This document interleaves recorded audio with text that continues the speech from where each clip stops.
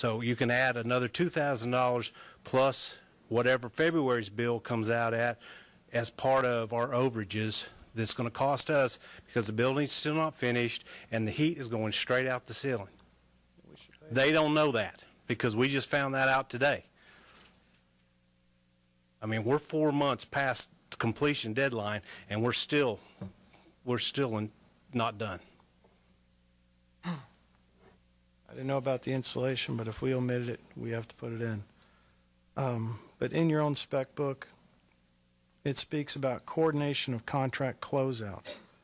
And I'm quoting, coordinate completion and cleanup of work of separate sections in preparation for substantial completion, and if applicable, portions of work designated for owner partial occupancy designated in section 1010, which is summary work.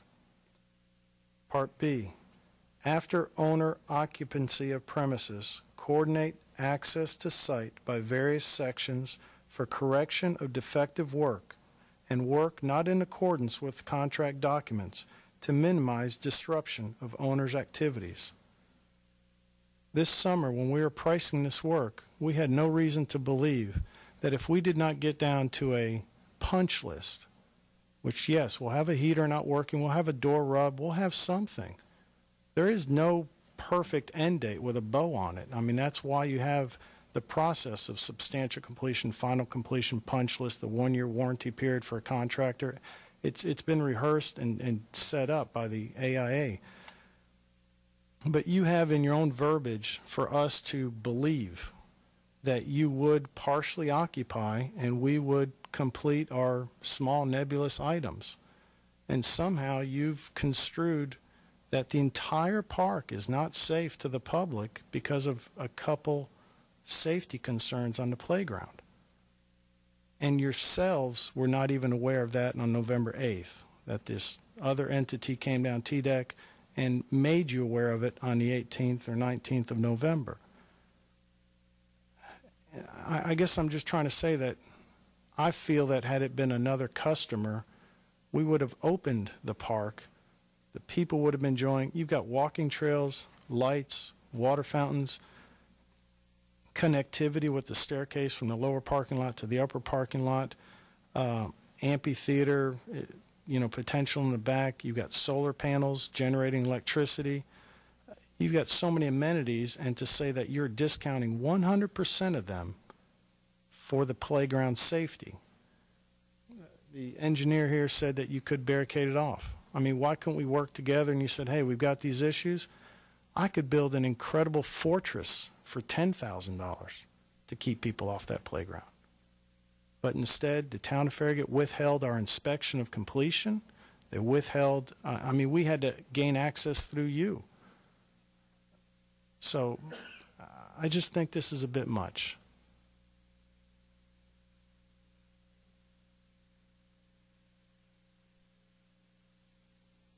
Daryl, may I ask a question? Do you feel like since the T-Deck inspection on November 19th that the contractor worked diligently and in good faith to rectify these matters?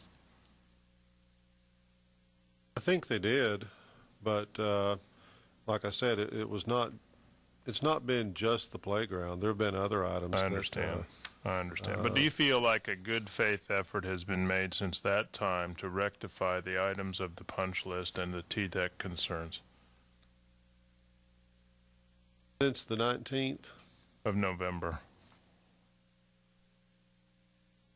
I'd have to look back at the timeline and figure out. We have done walkthroughs since then. Right. We had one on January 27th.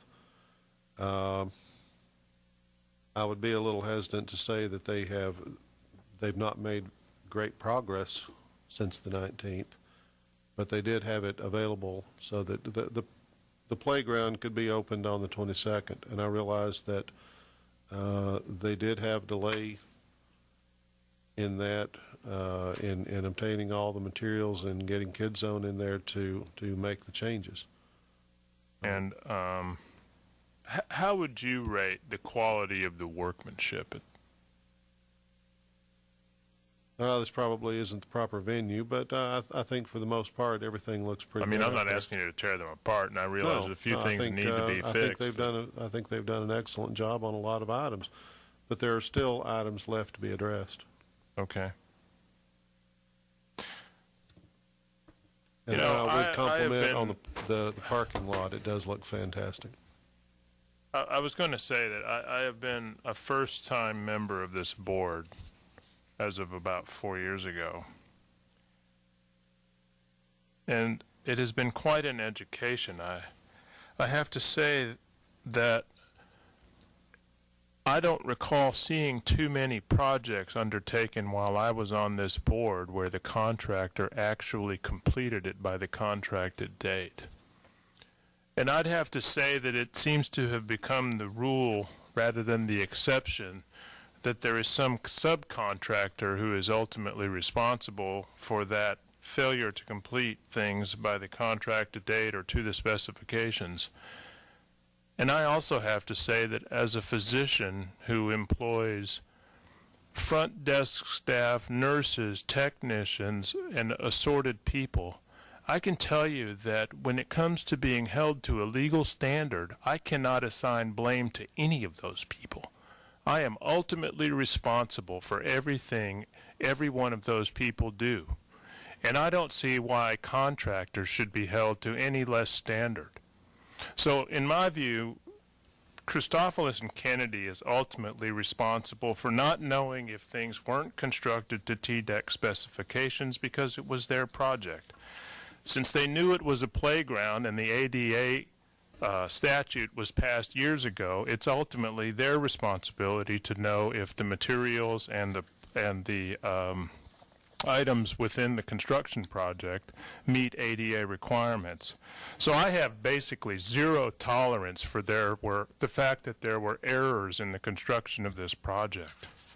Having said that, though, I personally would offer a compromise that liquidated damages be limited from the date of October 12th, which was when the modified contractual completion date should be, and the date of the TDEC inspection on November 19th, which is roughly about 40 days.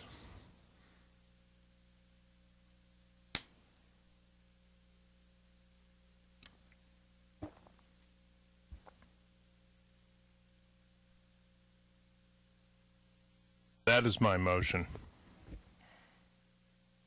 Well, I am worried about the money that we owe Barge Wagner because of all of this.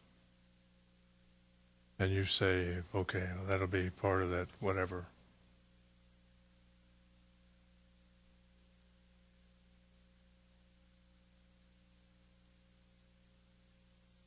Well, I think the object of this board is not to extract the pound of flesh.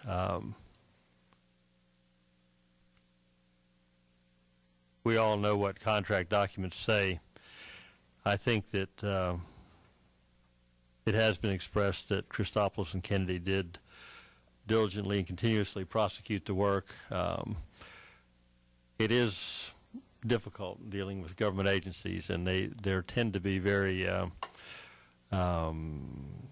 sometimes arbitrary and capricious interpretations of arcane and complex rules that I'm not sure anyone is able to interpret 100% effectively.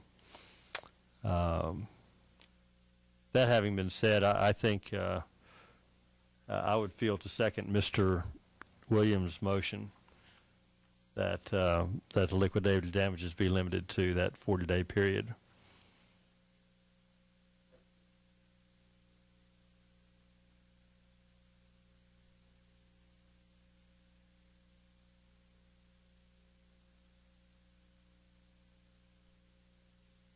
I'm Ed Whiting, 405 Sugarwood Drive, Farragut. Listening to this discussion, this is a classic contract dispute. You guys don't have enough information, hasn't been presented. I do not know in your contract documents what excusable delays are described as, liquidated damages. and I don't know whether this is a bid contract or negotiated contract, but in any instance, if you have liquidated damages, they are accepted by the contractor, period. I mean, you don't mitigate them because you agreed to them. But, as I say, it's totally unclear from the discussion what kind of, there may have been many things that are excusable delays in here. In fact, the delay in inspection may be an excusable delay, which would not, your liquidated damages wouldn't be included in a period of excusable delay. But I would suggest that you have Mr. Hill do a, or with Mr. Smith, do a complete analysis of what the dispute is. I don't know whether you filed a dispute claim. And I don't know what the your contract document requires as far as disputes. There's a dispute clause in there, isn't there, Mr. Hill? Yeah, there is. I mean, Is the AIA? no, it's not. But Is there an arbitration clause in it? Is but that anyway, I'm suggesting that the dispute process be followed so you really know what you're talking about and instead of trying to make a decision at this board meeting at this time. Thank you.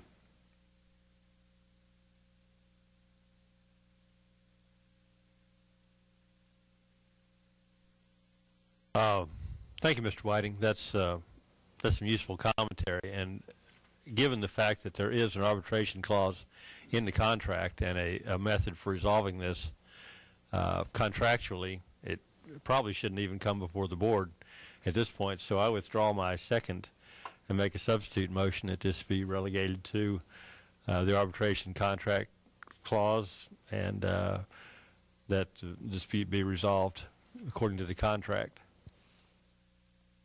If I may, Bob, if someone could clarify me what that means, arbitration clause, I'm not familiar with that. If someone could maybe just briefly, I mean, how does that work? Who does that?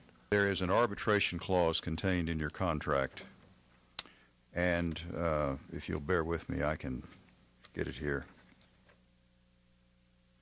The question that I had when reading the arbitration clause, which in a way impacted whether I would come in here and say, gentlemen, we need to submit this to arbitration, is that the arbitration clause contains language that suggests it is only applicable to disputes which arise between the contractor and the town after the contractor has been paid in full and the contract has been, and the project has been given final acceptance. If we read the arbitration clause closely, I think it gives us room to interpret it in that fashion. Bear with me if I don't have my arbitration clause flagged here. Here we go.